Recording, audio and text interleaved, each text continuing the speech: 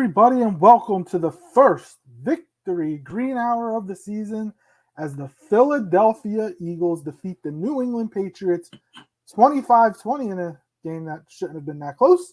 But hey, a win is a win, especially the first game of the season. Welcome to the Kelly Green Hour. I'm your host, LJ Harrell, and as always, I am joined by my co-host, Connor Donald. Connor, what's going on, man? You had a busy bachelor party-filled weekend? I did, but made it back just in time for the game. So that was all that mattered, even though part of me kind of wished I didn't see that game. It felt like, an extension of the preseason, and the overreaction of people is just great. I love it. And I mostly love it for the fact that we talked about this. Last week we talked about it, and I think we both picked it to be a fairly close score because we said it's probably going to be an ugly game. It's an extension of the preseason. It even got Nick Sirianni to the point where he said he thinks he might do things differently next year. We'll see when next year comes. Cross that bridge when we get there. But I mean, it was ugly football all around. I mean, there's so much that we could talk about if we were talking everything football, but since we're strictly Eagles, 82 yards, yeah, Aaron Rodgers tore his Achilles. The Chiefs lost to the Lions. So, yeah, there definitely was a lot. Before we continue on with the Eagles-Patriots, as always, follow us on Twitter at Kelly Green Hour. Follow Connor on Twitter at Connor10. Follow me on Twitter at LJHarrell54, or it's X now, whatever the heck you want to call it. And follow Edge of Philly Sports on Twitter, YouTube, and Facebook at Edge of Philly Sports or EOP Sports. And if you're tuning in live, let us know your thoughts on the game. Thoughts on Brian Johnson and Sean Desai, their first live real action as the coordinators for the Philadelphia Eagles. And just let us know if you have any questions you want us to dive into. The way that this week's episode is going to work, we're going to for about half the show, we'll touch base on the Patriots Eagles, and we'll give our unheralded player of the week, one of our favorite segments that we do every week, and we'll explain that once we do that. And then we will touch base on, or we will talk about the Thursday night game. As yes, the Eagles play in 2 days, and they have a bunch of injuries. That was one of my worries coming into the season because they were really healthy last year. We knew that wasn't going to be the same this year. And they have the Minnesota Vikings coming to the Link for the home opener on Thursday night. Probably a bad time to have a Thursday night game. But yeah, Connor, so going back to the Eagles-Patriots, the Eagles jumped out to a 16-0 lead, a pick six by Darius Slay. Jordan Davis forced the fumble. Devontae Smith had a touchdown reception. Jake Elliott booming kicks. He's probably him or Slay are the player of the game easily for the Eagles. But man, when they got up 16-0, it was like, okay, we're done. Like, we could take our foot off the pedal. The Patriots aren't going to give us any pushback the rest of the game. And boy, were they wrong. The Patriots outplayed the Philadelphia Eagles. Let's be real. If it weren't for the turnovers, the Eagles lose that game. If the Eagles were playing a better team, they lose that game. They got very, very fortunate. And look, I get it. A win is a win. I'm happy they got the win. They're 1-0. And we talk about it. The Bengals look bad. The Bills, Josh Allen threw 3 interceptions and had a fumble. He looked bad. The Chiefs lost. There was a lot of things that happened in week one with it being week one, like you said, being an extension of the preseason. But last year, the Eagles put up 38 points. The year before that, they put up 30-some-odd points against Atlanta. I did not expect them to come out as bad, as sloppy as they looked. And that's something that definitely has to change. And you don't get much practice time this week going into the Minnesota game.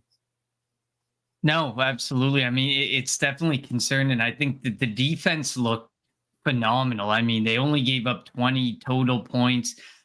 So they had a really good game. I think the defense all around, we'll get into the defense more. They still gave up over 300 yards passing. They still gave up over 300 yards. But you think about a guy threw the football 54 times and he completed 35 passes. Eventually that's bound to catch up to you.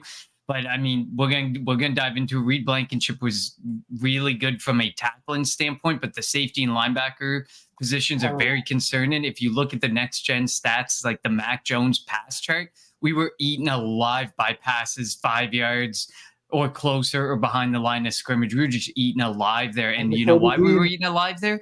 Plain and simple, linebackers and safeties. And Nakobe Dean, who played pretty well. He wasn't fantastic, but he was easily the best linebacker on the field for the Eagles. he's out for at least 4 games. So now you're going to have Zach Cunningham and Ellis and Morrow.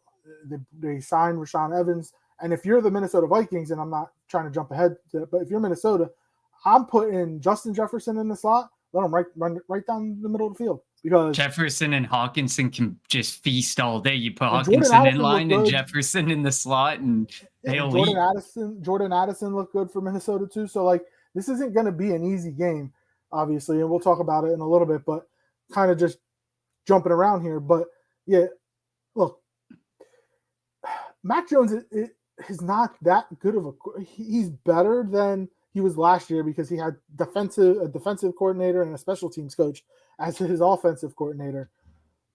But now he has Bill O'Brien. Bill O'Brien has an offensive mind. And once Bill O'Brien, I think, kind of ran after that first quarter when the Eagles got the two turnovers. I think Bill O'Brien outcoached Sean Desai. Like, there were so many miscommunication errors. Justin Evans should not be a starting safety at all. I would much rather have Kevon Wallace out there. I wish we would have kept him. It's funny because Kaiser White and Kevon Wallace were 1 and 2 in tackles for the Cardinals this week. And Arizona's defense actually did not play bad. Like, they sacked, if I'm not mistaken, they sacked Sam Howell like 6 or 7 times. So like, they got after the quarterback. They only gave up 20 points. I know the Eagles only gave up 20 points as well. I mean, so I don't want to see Justin Evans anymore. Sidney Brown, I would, as Luffy, and I apologize, Luffy Chia 420 says, start Sidney Brown. He put a hit on special teams on Jones, right, the returner, for the Patriots. So like, we know he's physical. He's gonna be physical. He'll at least get. Now he might not make the tackle, but he'll get to where the ball is. They need to figure that out. You said Reed Blankenship played well. I still don't think he's a starting caliber safety in the NFL. Look, he's the best option we have right now because we don't have anybody at safety. Howie Roseman has to go out there and make a move, whether it's for a safety, whether it's for a linebacker. I don't know which one he's going to prefer, but you have to find a way to make a move. The linebackers were really bad. The safeties were really bad. Man, Jalen Carter, though, my God, he looked amazing. And how 8 teams passed on him, they're going to live to regret that. Him and Jordan Davis are going to wreak havoc for years for the Philadelphia Eagles. Yeah, I mean, Jalen Carter, he had 8 total pressures and a sack. Like, it was truly impressive. I think he had the most of any rookie defensive lineman this week. So that was really impressive. We didn't get to see much of Nolan Smith. I'm kind of hoping that that's just you're kind of easing him into it. You picked Jalen Carter to be an impact player right away. He was going to jump into that rotation, so you knew he was going to go out there and play a bunch, and he ended up playing 40 snaps. He ended up wreaking havoc, like you said. PFF says we had 4 missed tackles. It felt like a lot more, but I guess they were just making us miss in the open field, not by actually running through them. So I don't know. It felt like there was a lot more missed than there was. There were a lot of open I don't know. receivers. It was bad. And it was really impressive how the Patriots spread the ball around too. Like, if that's what a Bill O'Brien offense is going to look like, it can be extremely effective. I mean, you go up and down, you see like, it was 11 targets for Kendrick Bourne. What a game he had. Then you had 6 for Ramondre Stevenson, 6 for Hunter Henry, 7 for Demario Douglas, 7 for Juju Smith-Schuster, 7 for Zeke. Like, you couldn't figure out who to cover in this game because they were spreading the ball around so well and so effectively. And I don't know, like maybe they kind of showed some cracks in the armor early of the defense of the strategy to use. Get the ball out quick, get the ball out early, because then, I mean, we had 23 pressures and we had 3 sacks. And people were like, I saw some people on Facebook and X or Twitter, whatever you want to call it, complaining about us not getting pressure. I mean, I should pull it up. I'll pull it up in a second. But Mac Jones got that ball out so fast. They did not allow pressure. Like, the time that he was able to get that ball out was just so fast and so effective. I actually said that because when the left guard, right tackle for the Patriots, all out, I think I put in our group chat, I was like, Jones is going to get rid of the ball in like a second and a half. Average time to throw 2.38 seconds. I guarantee you that's one of the quickest times of any quarterback in week one. Yeah, so Guaranteed. it's not a surprise, and I mean, I don't know the side didn't really help in terms of like maybe bringing the corners up, letting them play press. I don't know if that's his style or if he just didn't trust a double move here and there. But yeah, it wasn't that. It was just very frustrating because he was getting rid of the ball, and with 3/5 of your offensive line out, you would think that the Eagles would be able to get in there. Who deserves a lot of credit in the fourth quarter, coming up with a couple big plays? Fletcher Cox. He played 50 snaps, played the most snaps for any defensive tackle, and he looked fresh in that fourth quarter. He had a couple really big plays on a drive that the Patriots were going with the potential of taking the lead, and he came up with a big two big plays back to back. He deserves a lot of credit, and that's the type of leadership you want. He also showed leadership on the sideline after I think it was Josh Jobe made a play on a punt return and it looked like he was going to taunt Jones, but Fletcher Cox stepped in between them and said, "No, young fella, get away. Let's go out there and let's play. Let's do our talking on the field." And he deserves a lot of credit showing leadership, play on the field. Fletcher Cox, it was game one, looked like a man out there ready to prove that he's not done yet. Yeah, and I think that they're going to ease Jalen Carter and Jonathan Davis into more snaps. I mean, 40 and 35 is nothing to scoff at. Jalen Carter played 40 and Jordan Davis played 35 snaps. So neither of those is anything to scoff at, but we know that Fletcher Cox, it's not sustainable for Fletcher Cox to play 50 snaps every week. You're not going to see him play 50 snaps on Thursday night. I think that that's almost an impossible ask. And he's hurt, so he's banged up. So it's unlikely that he's going to play those types of snaps. But if he can be that effective on 30 or 40 snaps, like we said last season when we saw him in that rotation, he can be so effective and overpaid for the amount of snaps, like money to snaps ratio, but well worth the money if he's going to be as effective as he is. And the leadership quality, like you said, that's massive. One thing when I'm looking at the coverage, the most concerning two people, Zach Cunningham and Avonte Maddox. Zach Cunningham was targeted 11 times and allowed 9 receptions.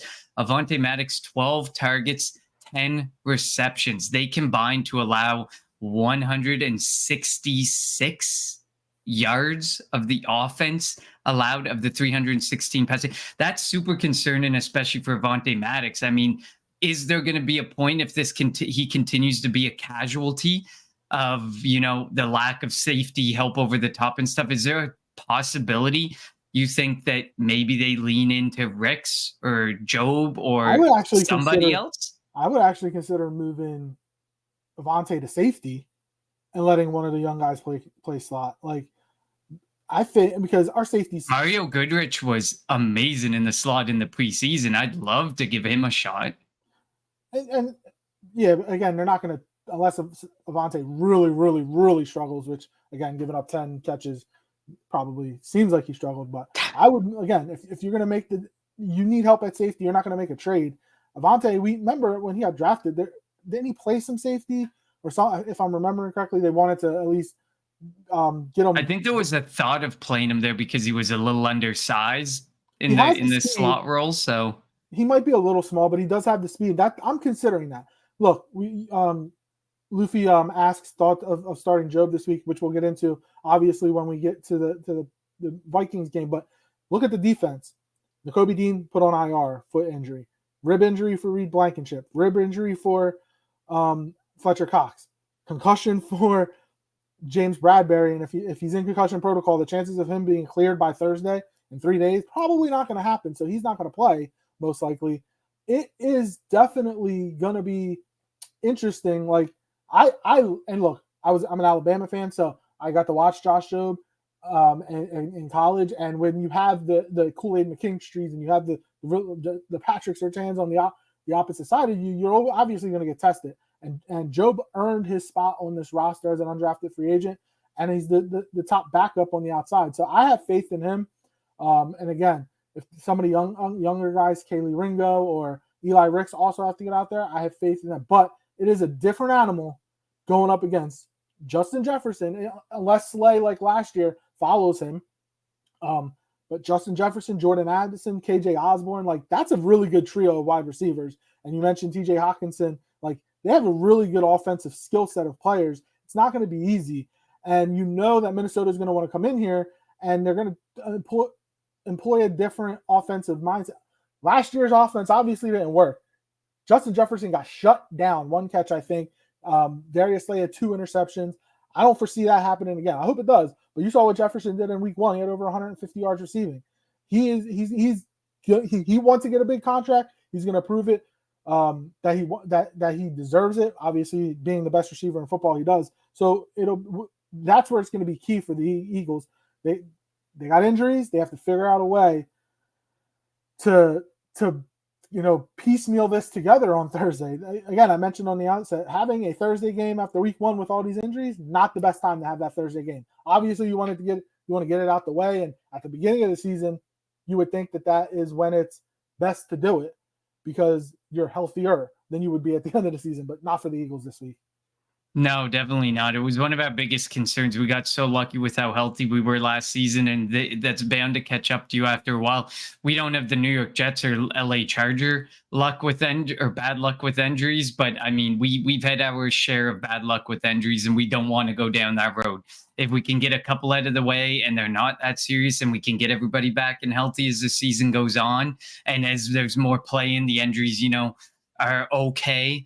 Like they kind of move, after a while you get used to playing with the pain and the injuries just kind of there. Hopefully that continues to happen for these guys. But like you said, I mean, I think Desai's going to have no choice but to put Darius Slay as pretty much a spy and following Justin Jefferson all night, because you can't trust Avonte Maddox. You can't trust really. You could use the safety help over top, which you probably can't. You're probably going to have to use it all night. But you can't put Josh Jobe or Avonte Maddox on, or Eli Ricks, no matter how good these guys did in the preseason. You can't put any of these guys on Justin Jefferson and anticipate them being able to effectively shut him down. I don't want to get too much into the Minnesota talk because we're going to talk, but Tampa got after Kirk Cousins, so the Eagles are going to have to be able to get through this offensive line for Minnesota. What's up, 100%. Dave? Thanks for joining us, bud. And then legit question, what were JJ's stats last week? Against the Packers last year, he had, I think, over 200 yards receiving. They didn't cover him. The Packers just ignored him, it seemed like, the entire game. And then he came into Philly and didn't have a good game. So, again, another big week 1. We'll see what he follows that up week 2. We'll talk about that in a little bit. We should roll into the Eagles' offense a little bit, because that was very frustrating. They looked really bad. They had 251 yards of total offense, which I think when it comes to Sirianni and Hurts, that's the lowest output of offensive yards for the Philadelphia Eagles. And I'm not going to include week 17 or week 18 last year because Hurts was hurt and he just came back because they didn't trust Minshew to beat the lowly Giants. And the Eagles even struggled in that game with a vanilla blueprint. But the offense looked really bad. They looked stagnant. Goddard had 1 target. DeAndre Swift, 1 catch, 2 targets. Kenny Gainwell is a good piece of a running back core. He should not be the workhorse of a running back core. They need to figure this out. DeAndre Swift, Rashad Penny. Oh, yeah, and then I think Gainwell also has an injury, rib injuries, if I'm not mistaken. So there's a potential he may not play on Thursday. He might give it a go. But if I'm Sirianni, I'm DeAndre Swift, Rashad Penny. I'm loading up with those guys. Hopefully you start running the ball effectively. I know they had, I think, 90-something yards rushing, but still not enough for the Eagles standards. And the offensive line really struggled. They did not have a good game, and that's shocking. But the Patriots defense is good, and Bill Belichick had how long? 5 months to prepare for this Eagles offense. And I don't think it's a blueprint. I don't think that he set the standard of how to slow down the Philadelphia Eagles offense. But a lot of people knew it was going to be tough coming in. I don't know if we knew it was going to be that tough. Yeah, I think it was just we've shaken off that first week and knowing that, your 12 starters really didn't touch the football field whatsoever in the preseason. I'm not saying Nick Sirianni, I think, has gone to the other extreme of saying, I think I might change the way I do things next season. I don't think you have to go that far to the extreme.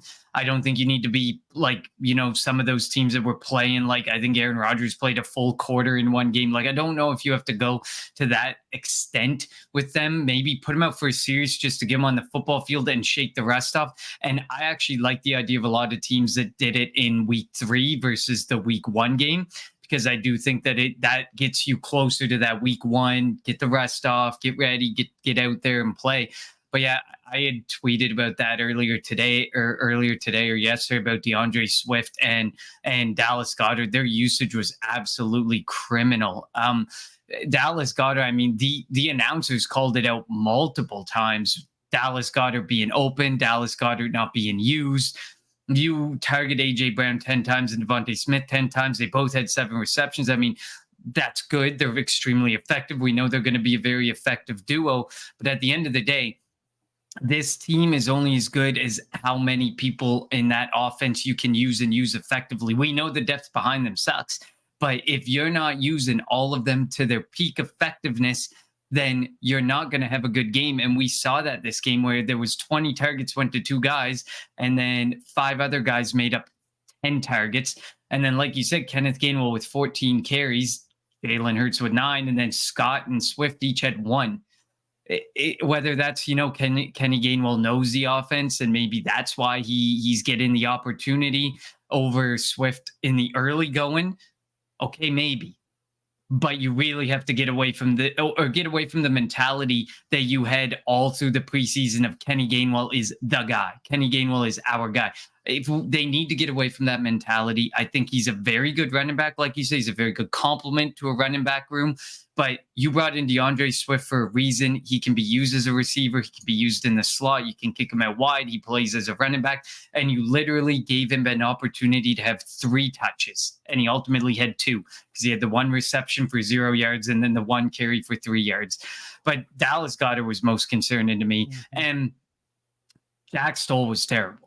Jack Stoll was horrible. He did no justice to that offensive line either. Anytime they needed any help from the tight end, they didn't give him the help, or he didn't get the help. So, I mean, Dallas Goedert's really good, but like a part of me feels like some of these guys are just favorites of the coaching staff or of Howie, and they're getting more opportunity and run than they should be. And it's early, so I don't want to overreact, but I think Stoll, Gainwell, and some of these guys are the answer. I think Alberto should be active on Thursday. We'll see. Alberto needs to be tight end too, just as I say it. Dave says not too much time together, plus have a quick turnaround on Thursday. I'm not fully judging your offense until after the Thursday game. My only issue with that is of the two, the offense and defense, there's more familiarity with the offense. They shouldn't have struggled. At least in my belief, they shouldn't have struggled as much as they did. The right guard is different. The running back's different. Everything else is the same, except the offensive coordinator. And really, Kenny Gainwell is not that different from last year. I mean, pretty much have the same running back. Miles Sanders, but yeah. So, but are we concerned with Brian Johnson and the way he called? Like that was not a good game plan. And I get it. I say it all the time. It's Sirianni's offense, so he'll devise it. But Brian Johnson's the one that's calling the plays. Are we worried about that? Obviously, it was the first game. He hasn't done it in the NFL. He hasn't done it in a couple of years since he was at Florida in college. But like he did not help his quarterback out, I don't think at all. And Jalen didn't play well either. Jalen struggled as well throwing the football, seeing the field. And I think there's been a lot of talk, and I kind of see it. It looked like he played different. He didn't look like the confident, concise quarterback that we saw the first 15 weeks of last year. No, I mean, it definitely didn't look like the Jalen Hurts that we were used to. And I mean, I'm not going to get ahead of ourselves on Brian Johnson and calling him out completely yet. The game plan sucked. Let's not deny it. He is a rookie offensive coordinator in this league. He, like you said, he's a couple years removed. All he's been has been a quarterback's coach for the past while, but he has a ton of respect around the league, and there's anticipation that he won't be here next year.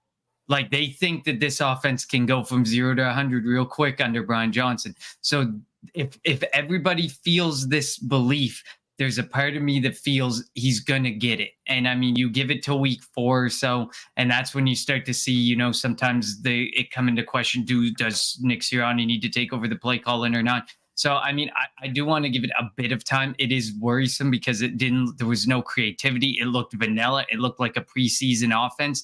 It looked really ugly. And whether that goes to Jalen Hurts or whether that goes to Brian Johnson or 50-50 blame, both of them, because obviously Jalen Hurts makes a decision a lot of the time on where that ball goes. So those 20 targets, to two of their guys, the majority was his decision to do it. But they showed Dallas Goedert out there wide open. I don't know if he just wasn't seeing the field properly or what it was, but like you said, it didn't feel like he was playing like the last time we saw him in the Super Bowl. And they didn't run any RPOs, it seemed like. It just looked different.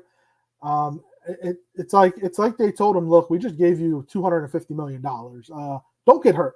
So, because obviously you saw whenever he went to run and he didn't have any type of space whatsoever, he went down. He did have the one fumble.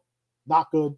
He has to hold on to the football. But I was also, why are they running the quarterback on that play? You have running backs. Hand it off to a running back. Let them run the football. So that was worrisome. Yeah, 16 total carries for running backs versus 9 for your quarterback is not that. That's kind of leaning back into the ratio 2 years ago when Jalen Hurts first started, and we were cringing at the amount of times he ran the football. It feels kind of like that, except the offense is way less effective. Yeah. Dave says, I feel like they're going to keep all 4 running backs fresh as long as they can. So Thursday, I expect more Swift and Gainwell. I did mention Gainwell hurt. That's probably going to play a lot into it. I expect to see a lot of Swift and Penny. I think that they're going to, provide a better matchup against the Vikings. We'll get into that in a little. And I think Gainwell was that, and I get it. Their walkthroughs. There's a guy who reminds me every time in our Twitter comments about it, but I did not practice on back-to-back walkthroughs. Is as if you've come to the Friday before a Sunday game and he hasn't practiced all week. To me, I don't think the 3 DNPs we saw are playing this week, which would be Reed Blankenship. I mean, there's people saying he's going to play. I think Reed's going to play. So there's a good chance Reed plays, but to the other 2, I don't think Bradbury clears concussion protocol. Yeah. We would have, if he didn't clear today, he's not clearing in time for Thursday. And then Gainwell not practicing, like you might as well keep your running backs healthy or try to keep them healthy. You have Swift, you have Penny, you have Scott. Roll with those 3, sick Kenny Gainwell out, and it is what it is. I mean, I'm okay with that. Or if you want to dress him as a 4th running back and just have him there on the sideline and use him, to the tune of Scott and Swift of 1 carry and 1 target or something, then that's fine with me. But I don't think you need to play Kenny Gainwell. I don't think, as much as they love him, I think you can have an equally effective, if not more effective, offense with Swift, Penny, and Scott. Yeah, and again, this is a running back by committee. They're never going to go out there and have a running back that's going to carry the ball 25 to 30 times in a game under this regime. And if they are, then they should consider Jonathan Taylor. Like, if that's what they want to do, they want to have somebody that's going to be a bell cow running back, you might as well just trade for Jonathan Taylor. Now, I think they have other pressing needs to trade for, linebacker and safety, but they need to figure out. How did you think? Obviously, the offensive line didn't play well, but I'm going to kind of Cam Jurgens, new right guard. I saw a couple of plays where he got blown up, put on the ground. What were your overall thoughts on Cam Jurgens' play against the Patriots? Cam Jurgens' play wasn't bad, like you said. He definitely got blown up. He accounted for 2 pressures, so I mean, which was probably the plays that he got blown up on. He's brand new. I mean, he's supposed to be a center. He's playing right guard. Obviously, you would think right guard might be easier than center, or vice versa, one or the other. I guess it depends how you see it, but it felt like the interior of that offensive line just didn't play well as a whole. And it felt like, the tackles weren't the ones I was worried about so much as the interior was not keeping anything clean. So, I mean, I didn't find it bad. Like, I'm not worried about, I think he's the best option. I wouldn't want to see them move away. And I think like we said in the offseason, playing beside Jason Kelce, I think is really important for him to do. And I think he can learn a lot being there. And I think give it a couple weeks and that interior, that whole offensive line is going to start clicking like we know they can click. but the defensive line, not worried about at all. Like if there's one area I look and I'm like, oh man, we're set, it's the defensive line. Outside of that, I am severely concerned about, the cone behind them, the linebackers and up to the safeties. And even like, I mean, I don't want to overreact on Avonte Maddox, but if he's not, I mean, that was super ineffective. And when he hasn't been overly effective. Like last year, he wasn't that good, and then he got hurt. So he can't stay healthy. He hasn't been overly effective. But so if you can't even have an effective slot corner, then you have no slot. You have an ineffective slot corner. You have ineffective linebackers. You don't have that great of safeties. It really opens up the middle of the field and the early part of the field for it to basically be an absolute field day for your offenses. And it's such an easy spot to attack. I don't know what they're going to do, but they definitely need to do something. And I don't know how many weeks Howie's going to sit on it, because this is not a week one overreaction. I don't think of the linebackers and the safeties, maybe Avonte Maddox, but of the linebackers and the safeties, it's not an overreaction.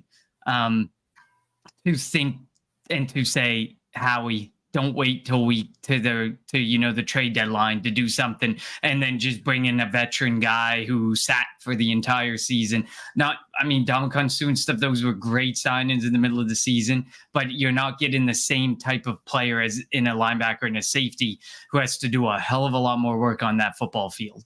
So he definitely is going to have to consider doing something, and doing something a lot sooner than last year when he made some of his moves. So we'll see how that goes. But that's a serious concern for me. I'm not really even that concerned about the offense in general. I think it will start to click and it will get better, and Brian Johnson will become better at it as a play caller. We've seen the offense people do really good things. We have seen this story with the linebackers and the safeties before, and I really don't want to continue to see it. Hey, and on the bright side, Aaron Sipos had a pretty good game, so. Britton Covey was okay on the returns. I mean, there was way worse to talk about from that game than special teams. So special teams Jake Elliott saved this week. Jake Elliott saved the special teams. Jake Elliott's always going to save it. So because he's so damn good. Dave, fire Howie. You're never going to get off that, Dave. All right, so before we jump into the Eagles-Minnesota matchup, our favorite segment that we do after we talk about the previous week's game is the unheralded player of the week. What do we mean by unheralded, Connor? No superstars, no Patrick Mahomes, Jalen Hurts, none of the big names. Somebody that was under the radar, and it can be anybody across the NFL who had a big game, helped their team win, or just had a big game, because you sometimes like to pick players on a team that lost. I'm not into that. But who is your unheralded player of the week for the first week of the 2023 season? I'm going with Puka Nacua from the LA Rams. He had even Tutu Atwell had like a pretty impressive game when you consider Cooper Kupp being out and all the targets that he gets. But Puka Nacua had 15 targets and he had made 9 receptions for 119 yards. Really impressive game for I think he was a 5th round pick. Like he was a pretty late round pick. But I mean, right at the tail end of, the preseason, he was getting hyped up. People were saying, this is not a guy to sleep on. This guy's going to be legitimate in this offense. Tutu Atwell, I don't think will be legitimate. The guy's like 5'5" and 150 pounds. But Puka Nacua with Cooper Kupp, that can be a really dangerous duo for Matt Stafford in LA, even though, I mean, I don't know if the LA Rams look like, that win now team that they were, a couple years ago. And I do think the Seattle Seahawks will regress from last year. I think I still had them making the playoffs just because the NFC is the NFC and it's not that good. 9-8 will get you in. But I do think even the Seahawks will regress a bit. Or the AFC got a little easier with Aaron Rodgers' injury. This is true. So I picked Puka Nacua because that's not an easy seat to fill, that Cooper Kupp seat, and to be effective at the same time. So good for him. I mean, I love to see guys who go on day 3 or undrafted, have early success and sustained success in the NFL. He was going to be my guy if you took the guy that I'm taking. I'm taking Xavier Gipson of the New York Jets. Had the 65-yard punt return for a touchdown in overtime. Now, should there have been a penalty? Maybe, but that's a different discussion for a different day. The Jets. Did you get a chance to watch the game yesterday? Well, oddly enough, I was watching it, and then it came to halftime, and my power went out, and it stayed out until the end of the game. So, well, So I just want to talk about the beginning. The I beginning saw of the game, highlights though. MetLife Stadium was rocking until 4 plays that Aaron Rodgers played. He tore his AC or his Achilles, he ruptured his Achilles, and then it was dead silent. You have to But it give. rained like wild. You had to know that that field was gonna be a Well, mess. Someone and was the getting crazy hurt. thing is they changed it. Like obviously it's still turf and they should get grass, but it's not the same turf that it's been. It's better turf apparently, but that obviously. But and I'm not a big Robert Saleh fan. I don't think he's that great of a coach. I kind of think he's overrated. Not inspiring at all. But that coaching staff deserves a lot of credit. The defense is really good. They kept him in it. They allowed Zach Wilson to kind of get his feet wet and then start slinging it, and they were able to win the game. But Josh Allen, man, that dude is a turnover machine. I wish I didn't draft him in fantasy, but I did. So there are our unheralded players of the week for week 1 in the National Football League.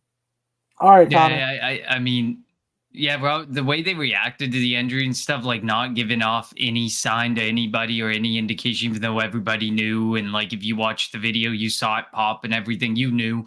But like, there was like no reaction and they still played it. So I mean, I don't think you're going to see that from the Jets all year. You're not going to see, like, I don't think anyone's screaming 15 wins anymore. And I don't even know if Zach Wilson's enough to get them to the playoffs, to be Oh, honest. no. Well, Not they like were. that Well, AFC East I is had them tough. missing. I had them missing the playoffs with Aaron Rodgers. I don't think they definitely don't think they make it. I just need them to beat Dallas this week. That's a different. It's a different story for a different.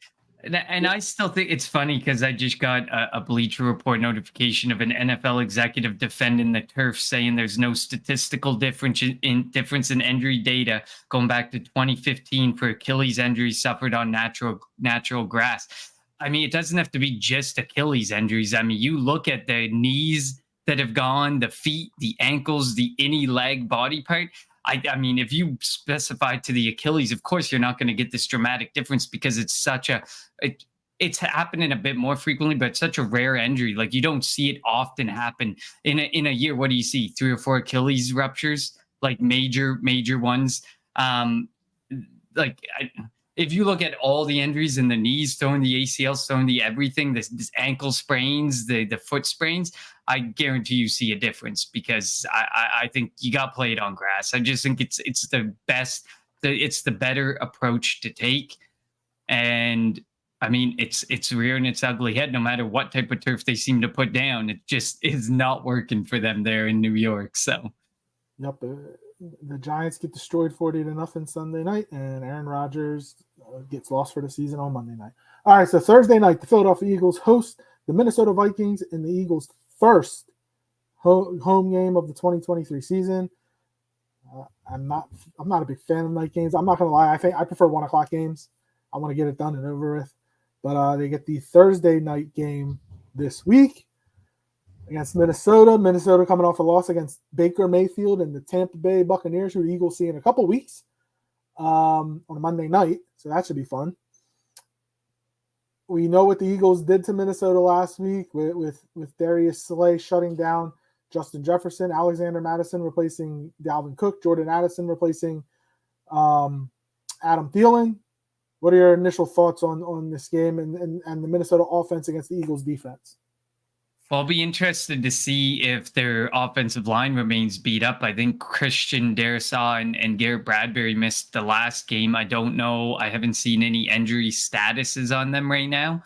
So I don't know. But I mean, that would be a major help for a defensive line that really doesn't need the help. So if either of those guys miss, that's the starting left tackle or the starting center.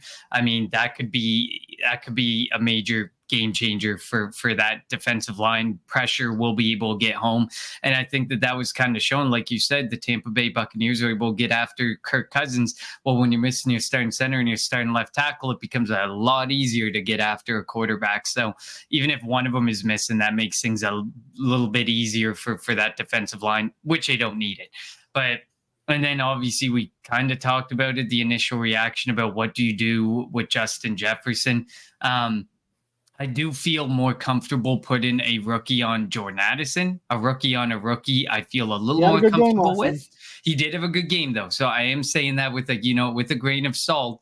I am okay with Jordan Addison going against Job or Rick's, whoever they end up deciding to put out there. I think based on next man up when Bradbury left the game being Job, I would say Job will be the starter, not Rick's. That seems to be the direction they're leaning, the opportunity they want to give to Job, who we didn't even talk about the play, but he made an incredible that play that he made when Booty was coming down with the ball and he pushed him out instead of playing the ball or doing anything fancy. That was smart to I don't push think the him second foot was from getting down behind. anywhere.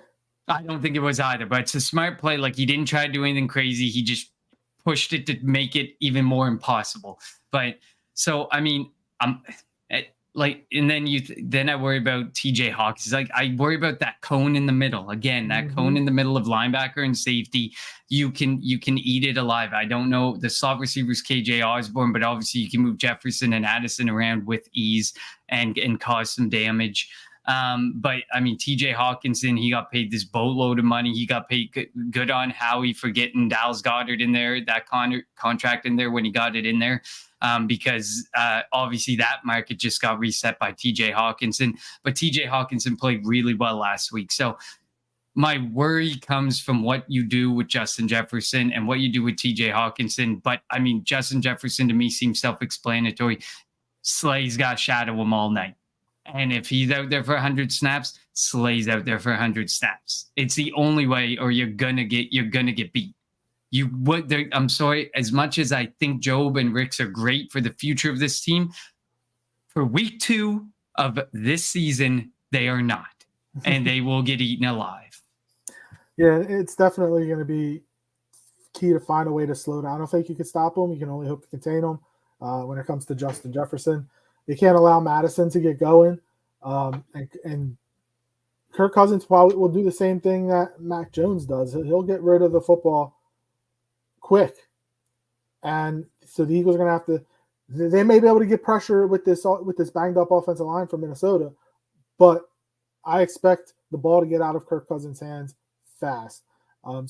There were times that against New England, Hassan Reddick was coming around the edge, but he just didn't get there. He got there a step too late because of how quick the ball was coming out. You said, 2.3 seconds? It's going to be the same thing on Thursday night. And then, like you said, that the middle of the field, they have to figure out a way. So when it comes to linebackers, I guess Cunningham's going to start. And I guess Ellis, but I don't know. I think I want to see Morrow out there. I really, really, really would prefer to see Morrow out there. And that safety, if I think Reed is going to start, put Sidney Brown out there. Justin Evans should not be on the football field. He should not be on the football field. And then Nolan Smith should get more than I agree. I was there. And they played Nolan Smith like off-ball linebacker, which I mean, obviously it's the same thing as Reddick. I don't think he's a good off-ball linebacker, but I mean, you're gonna have to do something there. But my thing with Cunningham, you're gonna start Cunningham, and he's gonna cost you because he's terrible in coverage. So I think like Luffy, well, I'll call him Luffy. Like Luffy's saying, he's you gotta try more. You have to try different things. What happened in week 1 did not work. It wasn't effective. Cunningham was clearly seen as a weak point and targeted that way. Maddox was seen as a weak point and targeted that way. So you have to do something. Like maybe Maddox was targeted so heavy just because he was a casualty of being in that same vicinity as the linebackers who were also being targeted heavily. But to that same point, you have to figure out something better to do with those linebackers and what to do in that open middle of the field for coverage, because you're gonna get beat bad. And if we're gonna lose, I mean, but if we lost on Sunday, we were losing because of that. And if we lose on Thursday, there's a high likelihood that we're gonna go and look at Kirk Cousins' next gen throw-in chart, and it's probably going to look eerily similar to that of Mac Jones, because why throw the ball deep? You don't have to throw the ball deep. You don't have to work it deep against us. You can work from behind the line of scrimmage up there about 5 yards out, and you can do a lot of damage. And we saw it the yards after the catch and the yards after contact on Sunday. I think it can be very similar this week, this Thursday. And then let's move over to the Eagles offense, which did not play well on Sunday. And they're going up against a Brian Flores-led defense. And The Vikings defense was not good last year at all. Again, they had 13 wins, 12, 13 wins, but only had a -5 point differential. Look, I think the Vikings are a team that's going to take a step back. They lost to Tampa, a team they probably shouldn't have lost to. They have a 3-4 defense. Danielle Hunter's their rushing linebacker. Jordan Hicks, former Eagles, is one of their linebackers. Their corners are young. Byron Murphy. Harrison Smith is still back there at safety, but I don't think they should be able to cover if the Eagles offensive line can get back to where we think they are. I don't think they should be able to cover A.J. Brown and Devontae Smith. Dallas Goedert should get back into the thick of things. He should get back into getting the football, and they have to run the ball to establish it, to maybe have the defense from Minnesota take a step up to allow passes downfield. We didn't really see any passes downfield. Again, it was like a very vanilla offense by Brian Johnson and Nick Sirianni. I don't know why, but that has to change up. They have to get more aggressive, get a little bit more aggressive. I'm not saying like throw in the triple coverage, which Hurts did. I didn't get it, but he did that once. But be smart with the football, obviously, and if you're able to get the ball down the field, they were able to last year. Quez Watkins had the deep touchdown pass. Obviously, Hurts was able to run. He had that really good touchdown run where I think, started getting tackled at the 5 and just powered his way into the end zone against Minnesota last year. I want to see Jalen Hurts get back to Jalen Hurts, which is how he got paid.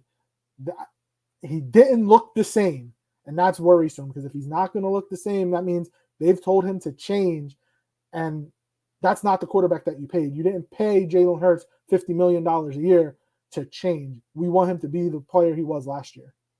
Yeah, I'm just hoping, it's just that they've shaken off the rust, and maybe week 1 and 2 could be a little rough. But I mean, I just want to see some sort of move forward. I would say the Patriots defense is better than the Vikings defense. Yeah. So I would like to see a step forward. And if I see a good enough step forward, then I would feel a little more comfortable and less overreactive next time we talk. But if I see similar, that is where I'm going to get worried. And you have to start using your weapons. Like you said, you named a lot of guys who could be exploited on this Vikings defense. They're young. They don't necessarily have any guys who stand out. Like you said, Jordan Hicks isn't somebody who's going to scare Dallas Goedert in the open field.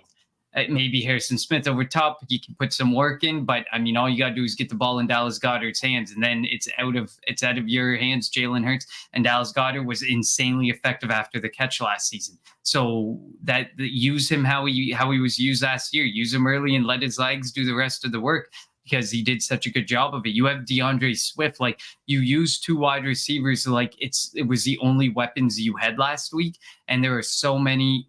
Not better. AJ Brown and Devontae Smith are clearly the 2 best weapons we have on offense, but you have ones who can be extremely effective, who can take some of the weight off of Brown and Smith. If you don't want to see AJ Brown and Devontae Smith hurt, obviously we don't want to see them getting targeted 15 times a game if you're forcing it, because it did feel like Devontae Smith, some of the targets to Smith and some of the targets to Brown were forced and thrown into double coverage and thrown into situations where you were putting them in a dicey situation and taking some unnecessary hits. So use other guys and use them.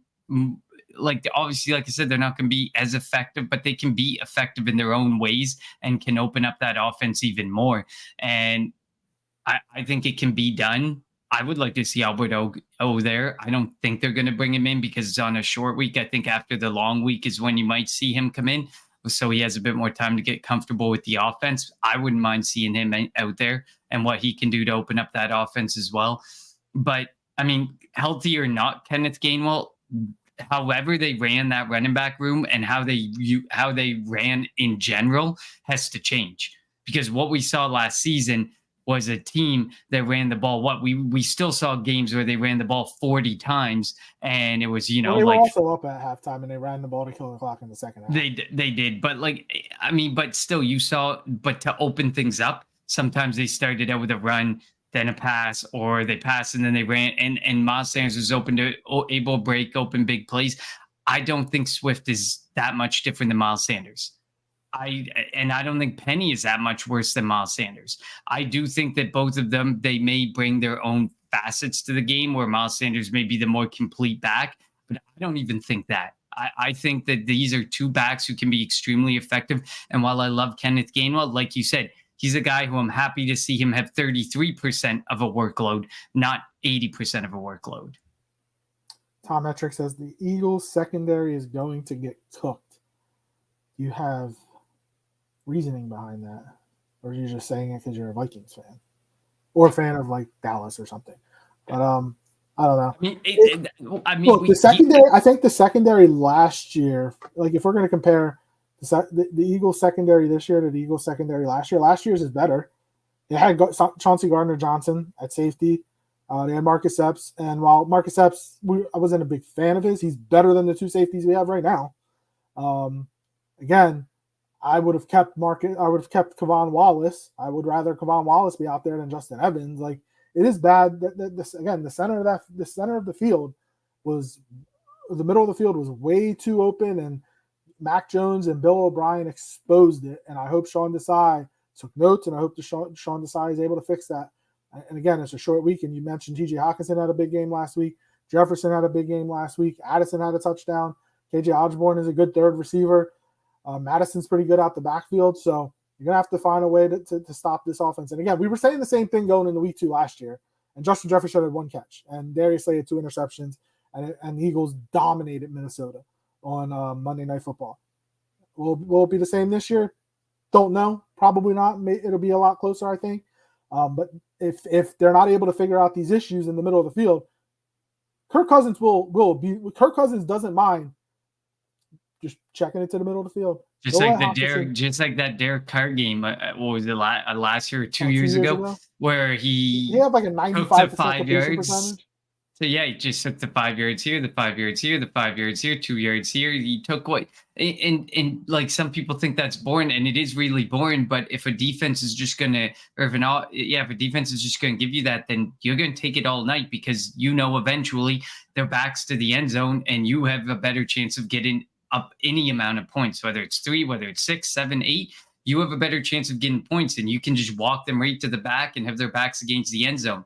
And we don't want to see that, but Kirk Cousins can do that and will do that. He's like, as much as we hate him, and he's such a mediocre, I don't hate him. He's just such a mediocre and boring quarterback. He's good at what he does, and he always seems to give the Minnesota Vikings a chance. There's a reason he's still a Minnesota Viking, and they haven't moved on from him, because he still gives them some sort of glimmer of hope that, they don't like winning, maybe they can win. They don't like winning. That's why. They just like being mediocre. But I don't think our secondary is going to get absolutely cooked. I think there's a chance that they can be exploited, but I don't think it's a secondary so much as the middle of the field. And I mean, I consider the secondary more the corners and the safeties, because the safeties play such a hybrid role, moving in and out into the box and out of the box and stuff. But I mean, I would talk more safeties and linebackers. If you want to talk safeties and linebackers, I think they definitely have the chance to be cooked on Thursday night. 100%. Jordan Addison, KJ Osborne, and TJ Hawkinson buckled. Madison, they did. I don't know if it was because of the missing players or missing offensive linemen, but he did not look that good. But we've seen him be able to be very effective in Dalvin Cook's absence. So I don't know if that had to do with the offensive line and nothing being open in the field for him to do anything with, but we have seen him be effective. And if then Madison starts going, then the middle of the field is just going to get eaten alive. And it's my biggest concern. It's what I'm watching closely. And I think the Eagles front four. So let's jump right into our players to watch. Defensively for the Eagles, I'm going Jalen Carter. I mean, he had a great week 1. And with the injuries to the Minnesota offensive line, I mean, there's no reason he shouldn't have another. Like, his first step is so quick. There was a stat put out, the quickest. Yes, I saw that. I actually took a screenshot. It was Daniel Jeremiah, and he said it's the quickest first step, and they had 4 out of the top like 6. Yeah. It was, and Fletcher Cox was also on that list. I think it was Hassan Reddick. It was Jalen Carter. Jordan Davis, and I think Fletcher. I think that's who it was. I could be Okay, wrong. here was he said Daniel Jeremiah says they preach get off in Philly. There's a reason they led the league in sacks last year, and it's Myles Garrett 0.58 seconds. Then it's Josh Sweat 0.59, Jalen Carter 0.68, Hassan Reddick 0.70, then Nick Bosa, Yannick Ngakoue, Fletcher Cox 0.72, and Milton Williams 0.72. Yeah. So like, but Jalen Carter, man, he is such Josh an athletic Sweat is fast too. Like that's impressive when Sweat gets his off. First move, whether it's a swim move, like it's so powerful. He just throws 340-pound men out of the. It's like he's throwing them out the club. It's crazy. But yeah, like if he's able to do that again, he gets right in the Kirk Cousins face. We know Kirk Cousins sometimes sees deers in the headlight. He'll throw the ball to the Eagles. So that's what they're gonna have to do. So I'm going Jalen Carter on defense, and on the offensive side of the ball, I'm going Dallas Goedert. He needs to get involved. We saw it last year, week 1. That Devontae Smith had no catches, was like invisible from the offensive game plan. He set the wide receiver record in receptions. I expect Dallas Goedert. It wouldn't shock me if one of the first 3 plays the ball goes to him. Get him involved, keep him going. Obviously, we hear the mantra. We heard it from Hurts after the game. Heard it from Goddard. All they care about is the win. Well, obviously that's important. We want them to win, but we want to see them get going. We don't want to see a stagnant offense. So I hope Brian Johnson gets things going. So I'm going Jalen Carter and Dallas Goedert. I really wanted to go Dallas Goedert too, because I think it's a really good one. And I think, I think that Brian Johnson and Jalen Hurts, when they went and they watched that tape Monday morning, I guarantee one of the things they talked about a lot and probably pointed out a lot was we missed Dallas Goedert. We should have hit him here. We should have hit him there. We need to get him involved in this offense. So I agree there, but I don't want to pick the same guy as you. So I'm going DeAndre Swift. Because I think he can be equally dangerous of a weapon as Dallas Goedert, because he can be used out of the backfield. He can be used as basically a wide receiver, a slot receiver, you name it. He can do it for you. And I think that get the ball a few touches out of Gainwell's hands and get their looks going towards DeAndre Swift, and that you may not go back to Gainwell to the extent you did in week 1 ever again. I guarantee you won't go back to Gainwell to that extent, as much as they want Gainwell to be the guy. I do think you brought Swift in for a reason. You invested the draft capital for a reason. And I think that he can be super effective and do a lot to open up that offense for Goddard, Smith, Brown, and everybody else. So I think you have to start using him running back wise and as a receiving back. On the defensive side of the ball, I'm going to go with Josh Sweat because I just kind of talked about him. I just kind of made mention of that that insanely quick first step. He's such an amazing edge rusher. He's so fast. I mean, sometimes he disappears. I get it. And sometimes we're like, where's Josh Sweat? I mean, I think halfway through last season, we were like, we paid this guy and where is he? He hasn't shown up. And then he exploded the few games right after we made that comment. So, I mean, I think Josh Sweat's going to be really effective. Like, I mean, if there's an injured left tackle, Josh Sweat, he'll be coming off that's opposite side. So, or that side. So that if they're missing their left tackle, Sweat can have a day. And I do want to see more Nolan Smith, but I'm not going to pick him as a guy I want to watch as I'm looking out for, but I do think they need to use him more. And I do think that he can be really effective. Like, I mean, they kind of comped him to Reddick and want him to be like Reddick. We'll give him a chance and give him a look, because I think he definitely can. I agree. He's smaller, but I agree that he's got that fast get off and he can get into a backfield really quickly. So, I mean, if the middle of the field's going to be exploited, why not bring some pressure, bring some heat quick? Don't give them a chance to let the middle of the field form, because it's not like it opens right away. They get the ball out pretty quick, but it doesn't open right away. If you have those quick steps coming off the line, you can get into that backfield within 2 seconds, just like the ball can get out of a hand in 2.5 seconds. So I think we can definitely do it, and I think we need to see it. So I'm going Josh Sweat, and I think he'll feed off of Jalen Carter and Jordan Davis having really big games too. Because if Garrett Bradbury's out again at center, that could be huge for Carter, Davis, Cox, Milton Williams. Could be out. The Vikings Bradbury and the Eagles Bradbury both could be out on Thursday night. Before we get to our predictions, Travell Cal says we need a linebacker that can cover. Our front can stop the run. 100% agreed. I said even during the game, I think in our group chat, I said that the Eagles should call Baltimore about Patrick Queen. They need to they need a linebacker. They need a safety. I think linebacker is probably more important than safety, even though the Eagles don't prioritize either of them. But I'm calling a coverage linebacker is like it, even a half effective coverage linebacker. Because I knew when they brought Cunningham in, he can do better than Cunningham. He can do better than anyone on roster right now. Yeah. But like when they brought Cunningham in, he's a tackle machine. You can sit there and if you're a box score watcher, you're gonna love it because the guy's gonna rack up. He can get to 20 tackles in a game. We've seen it. He can be a really good tackler, but he's not good in coverage. It showed this past week. Targeted 12 times. He allowed 10 targets for 71 yards. Like. They're not good. He's not effective in that type of role. He can be, and even Kobe Dean wasn't overly effective. He wasn't looking all that great, whether it was the injury affecting him or not.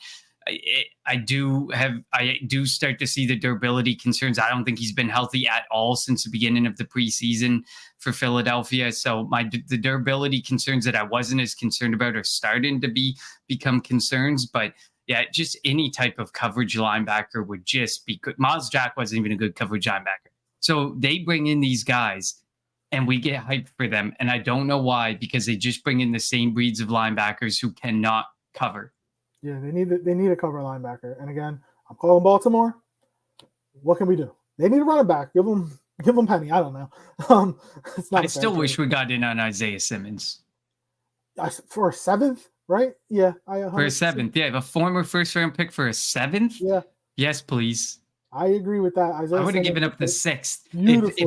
If they Granted, he didn't look good on Sunday night, but they got but I mean that's the first game in and they got demolished. That was now we got to hear about the We Dem Boys. It's our year again because they crushed overrated New York Giants team.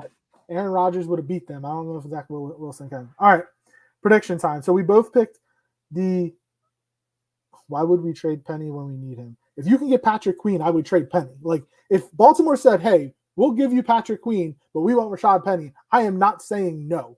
We just sat Rashad Penny. He was a healthy scratch. Yeah, exactly. Behind the one that got me was he was a healthy scratch behind Boston Scott.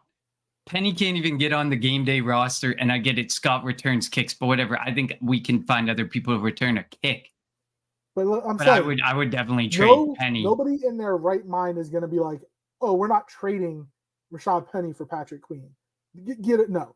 Patrick Queen will be more valuable to this team than Rashad Penny. We'd have to give up more. 100%. Well, as desperate as they are, like I'd give up Penny and like a, whatever, a 4 or a 5 I'm for saying Queen. The premise of it is if Baltimore called and was like, or if the Eagles called them and say, what do you want for Patrick Queen? Well, they say, well, we want to start with Rashad Penny. Howie Roseman's not going to say, you know what, we need Penny. I think he'll be like, okay, like let's do this now. But yes, if you ever needed, because the end of his statement was, why would we trade Penny when we need him? If you need a player, you will never sit them on a week. They will always make your 40, whatever was it, 48 man that get dressed. He would always be on that 48 men that we dress. Yeah. So we'll see. Again, it's probably not going to happen. The Eagles don't prioritize linebacker for some reason. Again, Patrick Queen, this is his last year in Baltimore too. So maybe Baltimore, because they just gave Roquan Smith a big contract, maybe Baltimore wants something for him. So it would be, and obviously how he does his due diligence, it would be a disservice if he hasn't called them just to see, just to put it out there, put the feeler out there. Hey, Patrick Queen, what's up? What's his deal? What are we doing? Because if they're willing to trade him, if Baltimore, and did Baltimore win week 1? Yeah, Baltimore won week 1. But they got banged up bad. Speaking of a team that gets banged up bad, they're always banged up. Dobbins got hurt again. All right. So our predictions. We both picked the Eagles to beat the Patriots last week, so we're 1-0. You were closer. You said 24-16. I said 27-13. I have my score written down for this week. Eagles, Vikings. Who you got? Oh, boy. This is a tough one. I think it's going to be another close one, but I almost have more of a feeling it's going to be like an offensive shootout, even though I trust that front four. It's just you need more than just a front four to be able to go to work. E-money Bentley 45-10 for the Eagles over I the would like that. Vikings. My goodness, I would love that. It means I'm going to bed early, but no, I'm gonna go with 35-31 for the Eagles. I think the Eagles are going to win this. Uh, it's going to be tough, though. It's going to be so tough. You have So E-money Bentley went 35-31. 45-10. The EC1 football went 38-17. We're going to make a statement. I would love that too. Let's make a statement. And Trevail Cowell said 24-21. I'm guessing that's Eagles. So we got 4 Eagles picks right before you. So I think it's going to be close, but I don't think it's going to be as high scoring. Again, I don't know what's up. I hope the Eagles offense proves me wrong. I just don't know. There's something missing right now. I don't know what it is, and I'm not trying to throw Brian Johnson under the bus yet. It was only game 1. He needs to get better though. He needs to get a little bit more creative with his play calling. Hurts needs to get better. Hurts was not good. I have 23-20 Eagles. If every game is like it was on Sunday, I'm going to die of early age. I might die before the end of the season, like with a heart attack or something, because I don't want to be stressing. When it was 16-0, I didn't think I was going to be stressing the game out. So hopefully, if the Eagles start quick, Brian Press Taylor. He's Press Taylor's calling the plays in Jacksonville, so maybe he's coming around, but I think that's just Doug Peterson's infatuation with him, not really a good offensive coordinator. But yeah, so I have 23-20. It's going to be close. It's going to come down to the fourth quarter. Jake Elliott probably kick another big field goal because he's money, and the Eagles will. So EC's statement here that Slay going to do it again must be true if you're going 23-20. I mean, not really, because he had 100. I think he's going to do good. I don't think he's going to do what he did last year, but Jefferson that was an amazing effort. So Jefferson had 170 some odd yards against Tampa, but they only scored 20 points and they lost. So Jefferson can go off, and the Vikings will still lose. So and again, I'm not saying that Jefferson's going off for 150, but I don't think he's going to have one catch for 9 yards or whatever it was that he had last year. He'll have his catches and whatnot, but I think the Eagles will be able to keep the Vikings out of the end zone. They'll be able to stop the run, and they'll come away with the victory and improve to 2-0 and get a much-needed break going into Monday. So they go from Thursday to Monday. This is the weirdest schedule. Based on the early injuries, it's a weird start to the season, but I think we are going to be very appreciative come Friday morning that we get that bit of time off. Yeah. Bradbury probably won't play. It's going to be tough to get out of concussion protocol. I think Reed Blankenship will play. Fletcher Cox will play. Gainwell, probably. Carter's going to set the tone and get 3 sacks. That would be awesome. He had what do you have? Half a sack? Yeah, I think it was half a sack. Carter and Davis going off for 2 or 3 sacks combined would be really nice to see. And they should be able to do something against that banged up offensive line. All right, Connor. Thursday night we'll get here before we know it. So this quick turnaround for us with the Sunday game and then the Thursday game and then a Monday game. It's going to be. We'll eventually get to our set schedule, but we'll be set scheduled next week. We'll go on Tuesday and Friday next week probably. EC1, would you trade Gainwell for Queen? I say yes. I don't think the Eagles would do that. I don't think the Eagles would, but I would. They don't value running back, but the minute you bring up one of their boys, like Kenny Gainwell, or if you brought up who's on the defensive side, there's just guys that they just won't move. So I wouldn't do Dean for Queen. Gainwell for Queen, I would do. They wouldn't. You're trading a linebacker for a linebacker. I don't. You wouldn't be able to trade him right now anyway. He's on IR. And Dean's one of the better parts of the linebacker. He's the guy you want to give the shot to. Dean together. That's what I want. If they want Cunningham, I'd be like, okay, I think we can talk. But if it was Dean, there's no. But it makes no sense to go LB for LB. It just doesn't make any sense. Yeah, they would go. And again, I don't think the Ravens they got Roquan Smith. I don't know who else they have at linebacker, but we don't face them this Travail's year. going a little off the deep end. Dean and Gainwell are two We're losing out on that loved. trade, I think. They're loved guys of this coaching staff and Howie. There's no way he's giving up two of his boys for. But again, I will say this every week up until the trade deadline or until they make a move, whether it's at safety or linebacker. Call Baltimore. Call Baltimore. Try to get Patrick Queen. But thank you all for tuning in to the Kelly Green Hour, our reaction to the Eagles' victory over the Patriots, and our prediction for the Eagles and the Minnesota Vikings, the home opener for the Philadelphia Eagles on Thursday night. I wouldn't trade Dean. I trade Marolis. Who's Marolis? Is that supposed to be Mariota? Or Morrow? Oh, maybe. But I mean, I don't think they would be trading their backup quarterback. Yeah, no. Except the Jets may call. You never know. Well, yep. As always, follow us on Twitter at Kelly Green Hour. Follow Connor on Twitter at Connor10. You can follow me on Twitter at LJHarrell54. And follow Edge of Philly Sports on Twitter, YouTube, and Facebook at Edge of Philly Sports. Oh, Nicholas. Oh, Morrow. Nicholas Morrow. Morrow. I don't think he's worth anything. He just got brought into the active roster. I don't think anybody wants him. We'll see how he plays. I hope he plays Thursday because we don't have anybody. We'll see how he is. Thank you for everybody in the comments for adding to the show. We love all the back and forth, and we will be back next week with reaction to the Eagles Vikings Thursday night matchup. For Connor, I'm LJ. Thank you for tuning in to the Kelly Green Hour. Fly Eagles fly.